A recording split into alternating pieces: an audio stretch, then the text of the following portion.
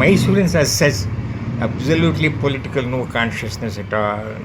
रोटी मसले का था ये तो ये ज़रा कुछ एहसास हुआ तो वो बल्कान वाक़ से 1912 में जब बल्कान हुआ वहाँ से ज़रा सा कांटेक्ट मुसलमानों को हुआ था अखबारान में, इसलिए कि जाकिर हुसैन अपनी टोपी पकड़कर एक एक पैसा मांगना शुरू करें, सिक्का देते जाओ ये गोली बन जाएगी, वो दुश्मनों को चीर देगी. He was so conscious. I have written a book on Zakir Hussain and he was the person. ये जब यहाँ अखबार पढ़े तो यहाँ भी कुछ जोश आया. कितना पैसा कलेक्ट हुआ क्या हिसाब ज़रा मिलना मुश्किल है, अखबारात में शायद मिलेंगा. उसमें ज़्यादा हिस्सा लिया हमारी तरफ से इस सेठ मेमन को छोड़ के वो अब्बास खान नाम सुना जी, अब्बास खान कॉलेज जो बेंगलोर में, कॉलेज बेंगलोर था ना, वो ज़रा सियासत में थे, वो ज़रा आगे थे. ये को साहब ख्वाजा मोहिउद्दीन गौस मोहिउद्दीन का नाम सुना है? जी जी. हाँ, ये साहब ज़रा सियासत में वो कहते थे और मिर्ज़ा इस्माइल वगैरह से उनका कांटेक्ट था वो. तो ये इनकी तरफ से आपको कुछ मिलेगा. मेरा जो था, मैं जब तक था हमारी एरिया टीपू सुल्तान हैदर कर्नाटक से थी. रिटायरमेंट के बाद मैं इस्लामियात पर आ गया हूँ. वहाँ से उमर फारूक हो, रूमी हो, राजी हो, गज़ाली हो, हाफिज हो, हाली हो, इकबाल हो, ये सारे के सारे इस्लामिक तहज़ीब हिजाज़ में मेरा कंसंट्रेशन रहा. ये तुर्कियाँ पर नहीं. जी. अब कुछ आखिर में तो किताब में लिखा था ना, चंद जुमले आपने पढ़ लाना है. जी जी, वो भी काफ़ी कीमती जुमले हैं. तो ये फील्ड में मैं ज़्यादा नहीं हूँ आखिर में नहीं. मगर जनरल तौर से आइडियाज से ज़रा सा इख्तलाफी है मुझे, क्योंकि कमाल आता तो यहाँ तक कह दिया कि तुर्की ज़बान में नमाज भी जायज़ है. तो He went to one extreme. ये ईमान की बात हो जाती है ना, इसमें वो हज को कर लेते थे. दूसरा, मगरिब के जितने अच्छे बातें थे सारे लिए, मगर मगरिब जो रूह थी वो नहीं लिया. यानी बिल्कुल ही research, going to the depth of the problem, finding the causes and the sources वगैरह ना, वो अमों में फैलाने की कोशिश नहीं की उन्होंने. फैशन होता है पेरिस में हो, बर्लिन में हो, वो भी यहाँ आ जाएगा, ये अलग चीज़ है. मटीरियलिज्म ये क्यों क्या, मगर पॉजिटिव तौर से है ना, यूनान के साथ जंग जीता. जी. बहुत बड़ा काम, बहुत बड़ा काम. और क्या था अरबी उनका दगा करे वगैरह, ये अलग चीज़. तो रियासत को बचाए हो, ये बड़ा कंट्रीब्यूशन है सियासत में. उसका वो इलाज नहीं था. वो ऐसा ही था कि अंग्रेज़ों के साथ सर सैयद ने मुखालिफत नहीं की, मुआफ़क़त की थी, क्योंकि सर्वाइवल ऑफ द टाइम है ना. तो ये लिहाज से पॉजिटिव पॉइंट्स है, पॉजिटिव पॉइंट्स है, क्योंकि मॉडर्निज्म है ना, तो ये एक उनका बहुत बड़ा कंट्रीब्यूशन है. वो यंग टर्क्स का जर्मनी के साथ बहुत ज़्यादा ताल्लुक़ था. और ये जर्मनी जो है मेरे ख्याल से कैंट, शोपेनहावर, नीत्शे, हेगल, जितने भी बड़े बड़े फिलोसोफर थे, उनका ब्रेन के बराबर किसी और का ब्रेन नहीं है. कमाल अतार का और यंगस्टर्स का इनके साथ सोहबत था ना, वो बड़ा पॉजिटिव पॉइंट है इनका, बड़ा पॉजिटिव पॉइंट. ये ब्रिटिश डिप्लोमेसी, हिपोक्रेसी बहुत ही ख़राब है. इंग्लिस्तान की जो है ना ये पेरिस में भी अलग अच्छी थी, मगर जर्मन कौम बहुत आगे थे. तो वहाँ से यंग हिस्ट्री जानते हैं ना, वहाँ से तो इनके साथ कहाँ के उसको बचाया था. और वर्ल्ड वॉर में तो इनके साथ ही थे वगैरह था और पूरा था. अब मुसलमानों का यहाँ था ना, ये यहाँ की मैसूर की आर्मी वो जंग लड़ती है ब्रिटिश के जानिब से, ब्रिटिश में जाके जंग जीतती है. तो हमारा कंट्रीब्यूशन नेगेटिव. ये मोहम्मद अली जौहर और शौकत अली के असफार भी हुए होंगे ना इस इलाके में. They would have travelled this area as well.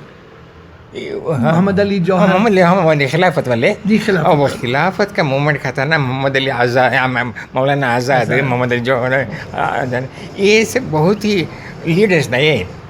मगर एक हुआ वो साउथ सी बबल कहते हैं ना, तूफान उठा और बन गया. मुसलमान सदियों से ऐसे हैं कि तूफ़ान की तरह हटते हैं, आंधी के साथ छा जाते हैं, मगर गर्द धूप की तरह बैठ जाते हैं। खिलाफत मूवमेंट वही हुआ, तूफ़ान की तरह उठा, आंधी जगह छा गया, मगर धूल और गर्द की तरह बैठ भी गया। उसके दो इकाई थे, एक तो गांधी जी फ़ौरन से वहाँ सत्याग्रह वापस ले लिया, चोरा चोरी का किस्सा जी, चलो। चले। उसके बाद वहाँ उन्होंने खबर, अब वहीं नहीं तो हमें क्या करें, खिलाफत वहीं बंद कर वहीं दिया। कहता है। मगर एक बात है, मुसलमान सारी दुनिया में दीन और मज़हब का रूहानी जज्बा आज भी कहीं मुसलमान होता है, सबसे पहले मैं अखबार आता है तो इस्लामिक वर्ल्ड पढ़ता हूँ। पता नहीं क्या है हमारे पास, हमारी जहन में, हमारी ज़मीर में वो बात आ गई है, सही। इस्लाम का एक जोश है ना वो, समझे। ये बात वो ज़माने में थी, वो इजहार नहीं कर सकते थे उसमें। आपने बिल्कुल सही कहा था कि हमारे यहाँ मैसूर में या कर्नाटक में आया था ये रूहानी नूरानी रिश्ता हमारा दीन व मज़हब, हमारी तहज़ीब से, हमारी तारीख़ से, हमारी रिवायत से, हमारी उलूम से, हमारे फ़नून से हमारा ताल्लुक़ बड़ा था। इसमें फिशल है। अब स्पेसिफ़िक तौर से नहीं गई कहीं, स्पेसिफ़िक तौर से कहना, क्योंकि नहीं जानते थे ना, ये नहीं जानते थे, और लीडरशिप भी नहीं थी। अब बिल्कुल सही कहा था, हमारे पास मैंने भी कब की सुना था, भूल गया था, उस्मान सेठ साहब का। ये अगर हमारे यहाँ कर्नाटक में अब्बास सेठ, सत्तार सेठ आज भी है ना, हमारे वो तनवीर सेठ वगैरह, सियासत यहाँ तो बिल्कुल नहीं। ये अब्बास खान के बारे में क्या जानते हैं? अब्बास खान ने बहुत बड़ा काम ये किया कि मिर्ज़ा इस्माइल जो दीवान थे उनके साथ बहुत क्लोज हो गए, और वहाँ से म्यूनसिपल कॉरपोरेशन के मेयर हो गए बेंगलोर में। हाँ, बेंगलुरु में जब हो गए तो मुसलमानों के वास्ते, तालीमी इदारों के वास्ते उन्होंने ज़मीन ख़रीदी। एजुकेशन में सबसे बड़ा कंट्रीब्यूशन उनका वो हॉस्टल, वरना पूरे रियासत के लोग, बच्चे हमारे जाते वहाँ पढ़ते थे ना, सेंट्रल उनके रिहाइश था सेंट्रल, उसी नॉस्टाइल स्टेट वगैरह था ना, ये उनका बहुत बड़ा कंट्रीब्यूशन। उसके बाद सियासत में आ गई थी। उसमें क्या हुआ, यहाँ की सियासत में ब्राह्मण नॉन ब्राह्मण ये फैशन, ये ब्राह्मण के लीडर नॉन ब्राह्मण के लीडर बन गए। ये नॉन ब्राह्मण मूवमेंट तमिलनाडु से शुरू हुआ, पेरियार जानते हैं, तमिलनाडु से, बट यहाँ आया तो इसके लीडर इनो बन गए कर्नाटक के, अब्बास खान। हाँ, अब्बास खान बन गए। इंटरेस्टिंग। हाँ, जब ये मूवमेंट के लीडर बन जाते हैं तो वहाँ ज़रा बड़ा रोल होता है। उसमें ज़रा फसादा भी हो गए, मिर्ज़ा इस्माइल के ख़िलाफ़ वो शुरू कर दिए थे ना, यहाँ तक कि वो चामुंडी बेटा है ना, वो चामुंडी बेटे में वो मूर्ति रो रही है। वो मूर्ति इसलिए रो रही है कि मुसलमान को यहाँ प्राइम मिनिस्टर दीवान बना दिया। ये रूमर्स फैल गए थे। हाँ, बाद में देखे तो वो बिल्कुल तागा खींच के कोई आता है तो पीछे वो पुजारी बैठ के खींचता था, आंसू पानी बहाने के। हाँ, पानी बहता है मूर्ति के आँख से पुष्पगत, जबकि हम पीछे से बैठ के मैनिपुलेट कर रहे हैं। या अल्लाह। ये राज खोलने के बाद दब गया। तो इतना अपोजिशन हो रहा था वो ब्राह्मण्स का। ये ब्राह्मण कौम में हमारी जो है इंडिविजुअल तौर से बहुत अच्छे हैं, मगर कम्युनिटी जो है ना वो जूश, यहूदियाँ हमारे सबसे ज़्यादा दुश्मन भी है बहुत। आज भी जो चल रहा है ना, ये मोदी वगैरह की उन्हीं की पॉलिसी है जी, उन्हीं की तरफ से हो रहा है सारा होता है। तो इनकी जहनीत वो जहनीत है। फिर भी वो राजा जो यहाँ था कृष्ण राज ओडियर, ये बात कहनी है का, वो बड़ा हमदर्द, बड़ा liberal, very secular, very broad minded मुसलमानों के साथ, हर कौम के साथ था ना, वो सपोर्ट का। सबसे ज़्यादा 15 बरस से ज़्यादा दीवान थे वो, 15 बरस से ज़्यादा दीवान थे ना। तो यहाँ सियासत ने हमारा माहौल, हमारा माशरा वगैरह जो था ना वो इसमें आगे नहीं बढ़ रहे थे। आप 2-3 सवाल है टीपू सुल्तान को ताल्लुक कुछ कहा है? जी जी, क्योंकि वो आपकी फील्ड है ना डॉक्टर साहब। हाँ जी, हाँ जी, हाँ। क्योंकि इन दिनों में हो क्या रहा है कि इतना हेट लिटरेचर फैल गया है। हेट अभी बिल्कुल रिसेंट है जी, ख़ास तौर पर अभी जो है आपके तो इंतहा पहुंच गया। जी, आपके जो किताबों को रद्द भी करते हैं ये लोग, आई मीन नॉट डायरेक्टली, कि वो कहते हैं कि टीपू वाज अ टायरेंट। और रिसेंटली मैं मलबार घूम आया, तो वहाँ पर के ताल्लुक से भी टीपू सुल्तान की I read a lot on the Moplah rebellion. तो वो सेम उसके बारे में भी ये केरला, मैंगलोर कुर्ग, ये तीन ही एरिया में सख्त अपोजिशन उनके खिलाफ टीपू सुल्तान की। मैं रीज़न क्यों? रीजन, हाँ जी। एक तो they had hand in glove with the British, hand in glove with, और मंगलूर के क्रिश्चियंस भी थे। दूसरा केरला में क्या है, द मीडिएटरीज फ्यूडलिज्म, जागीरदारी सिस्टम के खिलाफ थे टीपू सुल्तान, हाँ। Tipu Sultan. And the Jagirs were all important Janamis. intermediaries between the government and the people, they were there, feudals, ये उनको अबालिश करते थे। दूसरा रीज़न मोरालिटी, वहाँ आप women upper part of the body cover नहीं करते थे, अभी तक भी कुछ इलाके ऐसे, अभी तक उसके खिलाफ ये नहीं चाहते थे, ये नहीं चाहते। दूसरा, ये सख्त पनिशमेंट नहीं देते थे, मगर if you accept Islam you will be pardon, ये कहा था उन्होंने। जेल में डाल के मुसीबत डालने के बजाय अगर तुम मज़हब कबूल कर लेते, कई लोग कर लिए, उनकी ब्रिगेड बनाई उन्होंने, उनके बनाई थी। चौथी चीज़ है यूनिफॉर्म लॉ लाए, यूनिफॉर्म लॉ हर जगह, क़ानून एक हो हर जगह भी तो वो नहीं मानते थे, हमारा कानून है। जैसे हम मुसलमान पर्सनल लॉ के खिलाफ अगर कहते हैं तो आवाज़ उठाते हैं ना, यूनिफॉर्म सिविल कोड हाँ, के हाँ। खिलाफ। तो he wanted a kind of common law all over the state, uniform क्या नहीं चाहते। दूसरा, ये ब्यूरोक्रेसी में यूनिफॉर्म लाया है। उससे पहले ये मनी ट्रांजैक्शंस नहीं थे, सिर्फ क्रॉप हार्वेस्ट आते ही वो हार्वेस्ट हर एक का हिसाब होता था उसमें, मोची का, ज़मींदार का, वाशरमैन का, हर एक को होता था।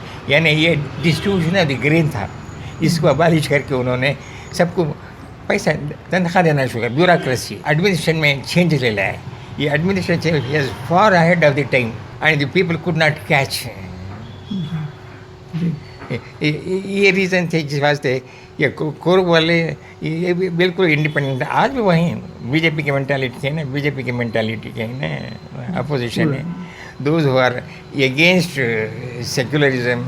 अब हिंदुज़म में क्या है, तीन बड़े थे, एक तो ह्यूमनिज़म, दूसरा सेक्युलरिज्म, तीसरा यूनिवर्सलिज्म। इनकी बेसिक कहते हैं ना वो, ये अब कहाँ है, बिल्कुल रिएक्शनरी हो गए हैं ना, बिल्कुल रिएक्शनरी। ये चीज़ उनमें आ गई थी। एक और सवाल इसमें क्या था, आखिर का सवाल है ना, Is there something that Tipu Sultan could have done to avoid a defeat at the hands of the British? It's a difficult question. ये तो आज़ादी, इश्क व आज़ादी बहार ज़िस्त का सामान है, इश्क मेरी जान, आज़ादी मेरा ईमान है। इश्क पर कर दो फिदा में सारी ज़िंदगी, लेकिन आज़ादी पे मेरा इश्क भी कुर्बान है। ये उनकी फ़िलासफ़ी थी, मोहब्बत और आज़ादी। All history is a drama of unfolding, all history is unfolding the drama of human liberty, political liberty, social liberty, economic liberty, liberty from want, liberty from hunger, liberty from apathy, from superstition, ये उनका खाता था। तो ये अपने values नहीं, मगर एक तो गलतियाँ ऐसे की उन्होंने कि था, फॉर एग्जांपल हैदर अली खान ये था, ये टिप्पू मत, ये पूर्णिया पे मत भरोसा करो, मीसा तब मत भरोसा। फिर उन्होंने रखा उनको पूर्णिया को, फिर उन्होंने रखा, जानते हुए भी सियासत में जब तक होशियार नहीं रहते नहीं होता था। और ये टेक्निकल डिफिकल्ट क्या थी इसमें, अवॉइड में, अगर हैदर उस ज़माने में होते तो क्या करते, he paid more attention to infantry not to cavalry. Haider cavalry पर ज़्यादा जोर देता था, हार्स नहीं, ज़रूरत तो बाहर जाते हैं, तो वो हार्स राइडिंग कैवलरी पर ज़्यादा देते तो मुमकिन है उस जंग के ज़माने में कहीं दूर जाते। जैसे एक बरस के बाद हैदर अली खां फिर से फतह करके मुल्क को कहते हैं, हो सकता था। सो मिलिट्रली मेरे ख्याल से वो डिफेक्ट था, कैवलरी पे अटेंशन कम दिया। हाँ, इन्फेंट्री पर जोर दिया, और इन्फेंट्री मुकाबला उनका नहीं कर सके। उनके तोप पूरी दुनिया के लाए थे ना, माराराम के लाए थे, निज़ाम के थे, हैदराबाद तैयार हो के आए थे वो तो। और ये क्या है, ज़रा मिसट्रस्ट में ये एक रिपोर्ट बोल के ये फ्रेंच आ जाता है, आके झूठ बोलता है वो, और वहाँ मलेशिया में हमारी आर्मी है, पूरे फ्रांस वाले आके मदद करते हैं, ये बिलीव करते हैं। जब तक यकीनी चीज़ नहीं हो सकती, भरोसा करके दूसरों पर करना, वहाँ से जंग शुरू हो जाती है ना। He could avoid it. वो अपने तारीख में देखा ना, वो मालूम एक एडवेंचरर, उसका नाम रिपार्ड, जी जी वहाँ आता है और कहता है कि हमारी फ़ौज वहाँ तैयार है, फ़ौरन आ जाएंगे, वहाँ भेजो। यहाँ से एम्बेसडर यहाँ से भेजा उन्होंने, कांसलेट, वो कुछ भी नहीं था वहाँ। तो थोड़े गलतियाँ थे, क्योंकि दे बिकेम एक्सक्यूजेस ना। वो पूरे रिकॉर्ड्स, इनका करस्पॉन्डेंस है ना, वो हेनरी के पास मिल गए थे, उसके पास में गवर्नर जनरल जो आया था ना, उसके पास मिल गए थे वो। तो बट वो तुर्कों ने भी सपोर्ट नहीं किया। ही सेंट अ बिग डेलीगेशन। सुल्तान अब्दुल हमीद के साथ उन्होंने खतबत करा थी, मगर वहाँ उन्होंने क्या था, यहाँ सियासत में दो चीज़ें हमें, एक पॉलिटिकल शुरूडनेस होना चाहिए, पॉलिटिकल शुरू, दूसरा मिलिट्री लीडरशिप होनी चाहिए। टीपू सुल्तान में मिलिट्री लीडरशिप थी, पॉलिटिकल शुरूडनेस कम थी। हैदर में दोनों बातें थी, मिलिट्री भी और पॉलिटिक्स भी। क्ले में दोनों बातें थी, पॉलिटिकल भी मिलिट्री भी। डुप्ले में सिर्फ एक बात थी, वो पॉलिटिकल मिलिट्री नहीं। मैदान में जंग में ये ख़त्म नहीं गया वो, डुप्ले जी फ्रांस का। हाँ, फ्रांस का। तो इसमें दोनों चीज़ें थी। इनकी वीकनेस क्या था, एक idealist gazing at the star fast immediately before the dish. Ideal है ना, आज हमें घूरते घूरते सामने जो गड़ा है वो नहीं देखता। तो इस किस्म के बुलंद ख्याल आई हो ना, प्रैग्मेटिज्म चाहिए ज़िंदगी में, पॉलिटिकल शुरू वो ज़रा कम थी। और इस्लामी जज्बा, शौक़ शहादत का वगैरह है ना, ये थोड़ी बातें थी। वो हमारी किताब देखा है आपने? मैं पढ़ा नहीं, वो हमारे पास भी नहीं, वो गवर्नमेंट वाले छापे हैं, वो बाज़ार में बेंगलुरु में मिलती है वो। मैं नहीं लूँ। हाँ, अच्छा, मिलती है। कौन सी नाम? गेजिटियर, मैसूर गेजिटियर, वो कावेरी भवन कहते हैं ना। जी जी। वो गवर्नमेंट ऑफ कर्नाटक गेजिटियर डिपार्टमेंट वाले पब्लिश करेंगे, बेंगलुरु में मिल जाएगी आपको। हाँ। अब इन लोगों को कैसे जवाब देंगे जो कहते हैं that Tipu was a tyrant? नहीं, अब उसे कहना, उसे 150 का 6 टेम्पल्स को उन्होंने जो ग्रांट दिया वो रिकॉर्ड में है। 156 टेम्पल्स को जो ग्रांट वो रिकॉर्ड में है। इनके पूरे खतूत सिरंगापटन को जो कहते हैं वो रिकॉर्ड में है। ये कहाँ पर है ये आर्काइव? लंदन में? हाँ, आर्काइव में सब है, मेरे पास भी कार में पूरा है, करस्पॉन्डेंस है। या कर्नाटक में कहाँ पर ये एक्सेसिबल है? ये सिरिंगेरी टेम्पल जो है ना जी, यहाँ से जो खतूत लिखे थे उसकी कापियाँ वहाँ मौजूद हैं, वो छपे ही होंगे, गेजेटेड में छपे हैं, उसकी कापियाँ भी हैं। उसकी एक फाइल मेरे पास भी ऊपर कहीं रखा है। अच्छा है, बेहिसाब रखा है। अब देखिए उनकी सिविल लिस्ट लीजिएगा, सिविल लिस्ट में पूर्ण बेहिसाब टॉप पोस्ट जब है ना सब हिंदुओं को रखा था। उनकी सिविल लिस्ट देते हैं, अगर वो तासुब होता तो श्याम राव, श्रीनिवास राव, कृष्ण राव, पूर्ण या दुनिया भर के लोग सब गवर्नमेंट थे। उनकी फौज में हिंदू के? हाँ, सिपाही सालार भी हिंदू था। अच्छा, सिपाही सालार भी हिंदू था, कमांडर इन चीफ।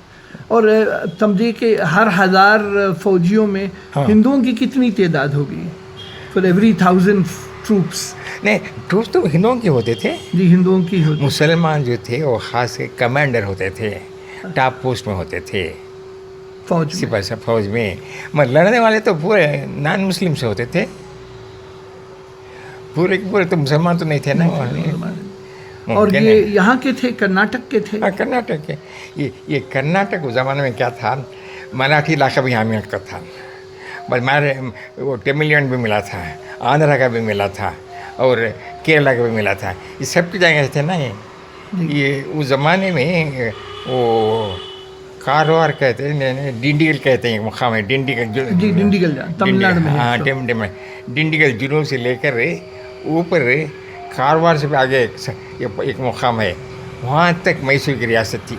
अच्छा, उसमें पूरे तमिलियन भी थे, केरला भी थे, आंध्रा के लोग भी थे, तेलुगु लोग सारे थे। तो वहाँ सब लोग जाप के बाद हर एक सोल्जर आ जाता है ना। प्रोफेसर साहब, मैं पढ़ रहा था मॉपिलास के बारे में कि some of the Mappilas also resisted Tipu Sultan. हाँ, वो मॉपिलास का इसलिए था, वो मेट्रियार्क सिस्टम था ना, ये मेटल सिस्टम को मानते नहीं थे, अच्छा, टिपू सुल्तान, हाँ। मानते नहीं थे, तो उसके लिए ऑपोजिशन उधर अपोजिशन। लेकिन दूसरी तरफ ये भी खबर मिलती है कि they flourished at the time of Tipu Sultan, the Moplas flourished during the reign of Tipu हो सुल्तान। हो और उनके साथ करेस्पॉन्डेंस बीबी था ना दे फ्लरिश्ड आल्सो, ट्रेड वगैरह से थे ना। और थोड़े होते हैं ना वो वर्कर से, ये ब्रिटिश डिप्लोमेसी बड़ी ज़बरदस्त थी। जी उसमें क्या कहते हैं, जहर फैलाते हैं, ब्रेन वाशिंग, जी ब्रेन वाशिंग कहते हैं। अब हर शख्स से अपना मफाद देखता है ना, अपने मफाद को मनापली। अब उन्हें 10 रुपये ना, 20 रुपये देता हूँ चीज़, 20 रुपये जो देगा उसको फोर्स कर देंगे कंपटीशन ने। इन्होंने, टीपू ने क्या कहा था, पूरी इम्पॉर्टेंट कमोडिटी चीज़ को मनापोलाइज करे थे। पेपर, कार्डमम, सैंडलवुड, दुनिया भर के जो एक्सपोर्ट की चीज़ें थे वो स्टेट ट्रेडिंग कंपनी खरीदती थी। अच्छा, स्टेट कंपनी के पर्टिकुलर दाम होंगे ना, इसको अबालिश करना चाहते थे वो ब्रिटिश ट्रेड मनापोली। तो ये मापुलास हो, हो, केला वगैरह, उनकी इंटरेस्ट दे रहा फैक्ट्री, वेस्टेड इंटरेस्ट आ जाता है वहाँ, वेस्टेड इंटरेस्ट। मैं टिपू सुल्तान का फोर्ट कैननूर में देखा हूँ, बहुत ज़बरदस्त फोर्ट अलोंग द सी। मैं बीबी फातिमा, बीबी कैननूर की बीबी थी। तो he had a wife from Cannanore. या टिपू सुल्तान की एक नहीं, कुछ कह रहे थे बीबी, वो नो, उनके रानी हुकूमत करती थी बीबी। अच्छा, कैननूर की जो फ्यूडिटिव रूलर थी ना, उन्हें, अच्छा अच्छा, उन्हें रूलर को सपोर्ट करते थे। मुसलमान रूलर थी वहाँ? मुसलमान उसका नाम कुछ है, बीबी फातिमा का। तो अभी है यार। टीपू सुल्तान के ज़माने में the Turks could not support because they were aligned with the British. Sure, hand in glove they supporting the foreigners. ये तीनों भी, केरला के भी, मंगलूर के क्रिश्चियंस भी कोड के तबाह दिए। इस वास्ते he was very harsh on them. It is a conspiracy, they wanted to subvert Tipu's power.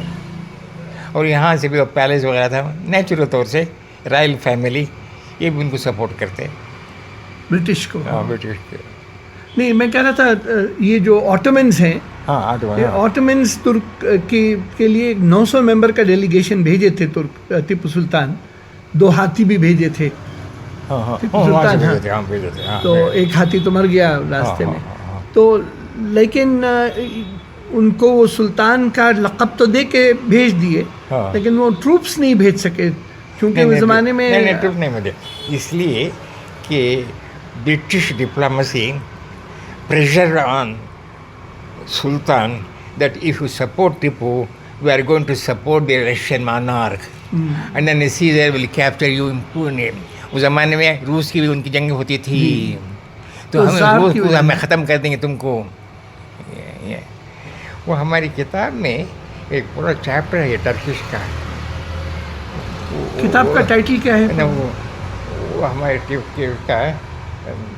Tipu Sultan study in diplomacy and confrontation बोल कर वो चैप्टर में, वो किताब मेरे पास हो तो वो चैप्टर में निकाल के दूंगा, आप फोटो ले लेंगे। जी जी, that will be an interesting chapter. You are interested ना।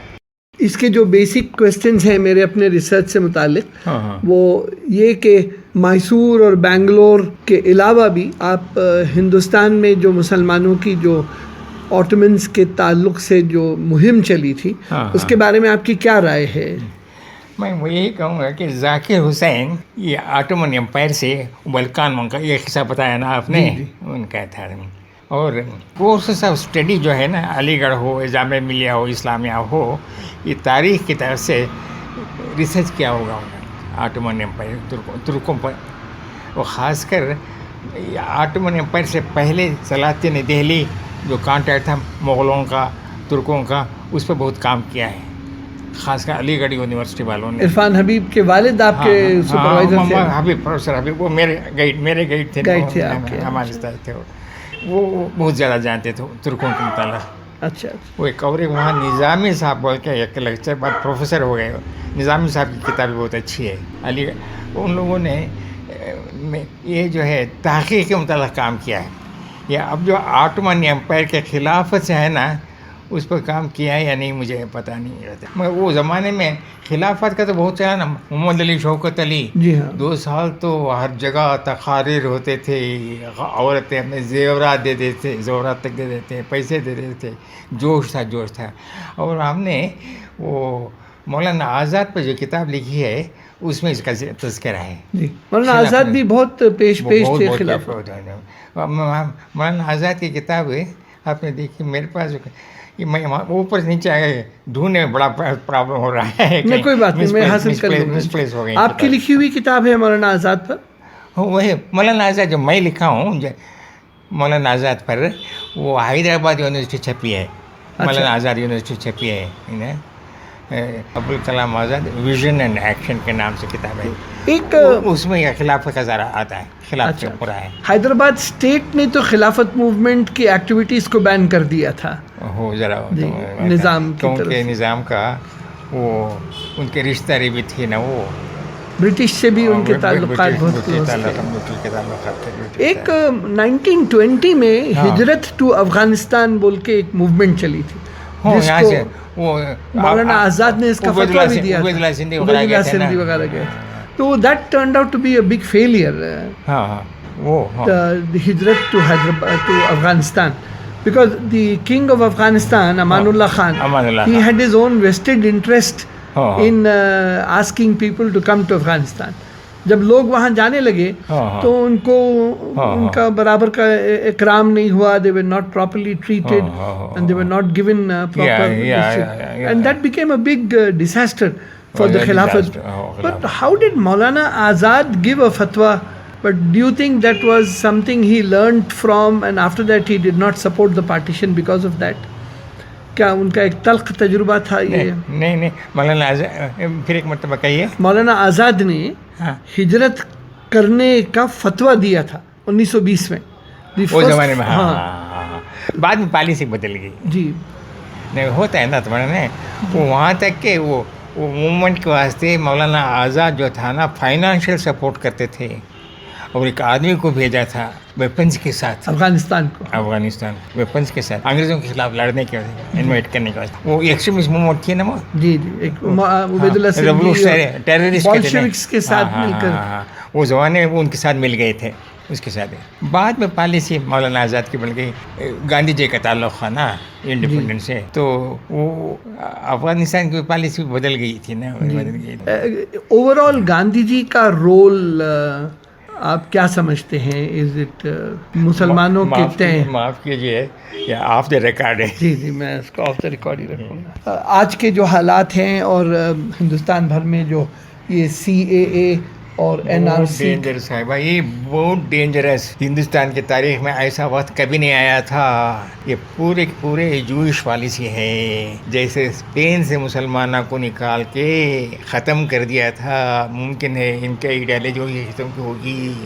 बहुत ही डेंजरस है ये जो क्या था ना, ये 40 लाख मुसलमानों को आसाम में डिटेंशन कैंप में, आप जानते हैं ना। अब तो फिलहाल तो छाट के अभी 5 लाख कुछ कर दिया, वो पूरा जो है उनको निकालना है। बहुत डेंजरस है, बहुत डेंजरस है। हमारी तहज़ीब, हमारी ईमान, हमारी माल, हमारा जान, हमारी सारी चीज़ें डेंजर में आज, इतना सख्त है। या अल्लाह का शुक्र है कि वो शाहीन बाग में जैसे गैर कौमी हमारे साथ मिल रही है। Very dangerous moment, very dangerous moment. वो मैं काम जाता हूँ, जो हालात चल रहे हैं इससे मैं काम जाता हूँ। भाई क्या किया जाए, हमारे पास क्या है? हमारे पास भी समझा रहे थे ये स्टेटमेंट है, हम नहीं कहना, बड़ा सख्त है। एक तो कॉन्स्टिट्यूशन बदलेगा, वहाँ से शुरू हुआ था। कश्मीर का 30 मिनट चलेगा, वो सलाख खैर, वो तलाक़ का छोड़िए, वो खाइस्तान होते हैं। बाद मस्जिद का हिस्सा ख़त्म हो गया, ये बाबरी मस्जिद का। अब वो बाद अब ये ACC आ रहा है, बाद NP आ रहा है, बाद NRC आ रहा है। NRC सिटीजनशिप ख़त्म हो जाएगी आपकी, आपके कहाँ रहेंगे? डिटेंशन कैंप में रहेंगे। जो जूइश का हाल होता वो होगा। हालत बहुत नाजुक, वेरी डेलिकेट।